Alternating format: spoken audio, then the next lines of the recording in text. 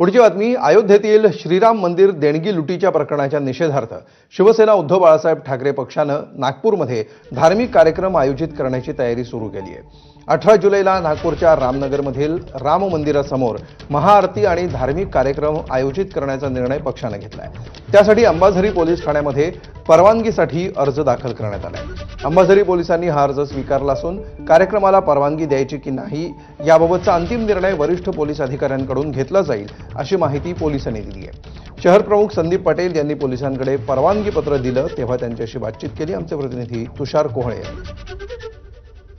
नागपूरच्या रामनगर येथील राम मंदिरामध्ये आता उद्धव बाळासाहेब ठाकरे यांच्या शिवसेनेचं रामरक्षा पठण आणि धार्मिक विधीचा कार्यक्रम पार पडेल हे जवळपास निश्चित झालेलं आहे ना। पण बघू शकतो की शिवसेनेचे शहर प्रमुख आहे जे नागपूरच्या अंबाझरी पोलीस स्टेशनमध्ये परवानगीसाठी पत्र घेऊन देखील आलेले आहे।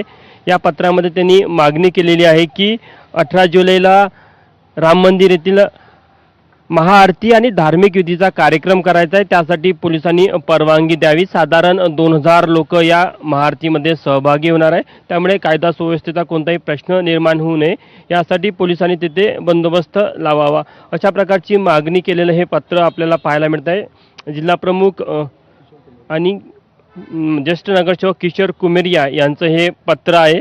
शहर अध्यक्ष आपण त्यांना विचारूया। पटलेजी, नेमकी पोलिसांचं काय म्हणणं आहे आणि कशा प्रकारचा कार्यक्रम असणार आहे? वरिष्ठांच्या आदेशानुसार आज आम्ही परमिशन करता अंबाझरी पोलीस स्टेशन आयुक्तांना पोलीस निरीक्षक साहेबांना भेटलो। त्यांनी आमचा अर्ज घेतलाय। आम्ही परवानगी कळवतो असं त्यांनी आम्हाला सांगितलं आहे। कसं आहे, भारतात नव्हे तर संपूर्ण देशाचे रामभक्त लोकांनी करोडो लाखो आणि मूल्यवान वस्तू सुद्धा दान केलेलं आहे आणि त्या दान केलेल्या दानावरती भाजपचे म्हणा किंवा तिकडले सत्ताधारी लोकांनी डाका टाकलेला आहे आणि त्या कारणाने संपूर्ण देशात नाही तर संपूर्ण भारतामध्ये एक प्रकारे भाजपच्या विरोधामध्ये लाट आहे आणि चोर जो चोरी करतो तो पकडला गेलेला आहे। तरी सुद्धा त्यांना थोडीशी लाज नाही। पण आमचे म्हणणं असं आहे की ज्या श्रीरामाच्या नावाने तुम्ही सत्तेमध्ये आले त्याचा तुम्ही दुरुपयोग केलेला आहे आणि राम भक्तांची तुम्ही आशा पूर्ण केलेली आहे। कॅमेरामॅन मिथुन आदमणेसह तुषार कोहळे, एबीपी माझा, नागपूर।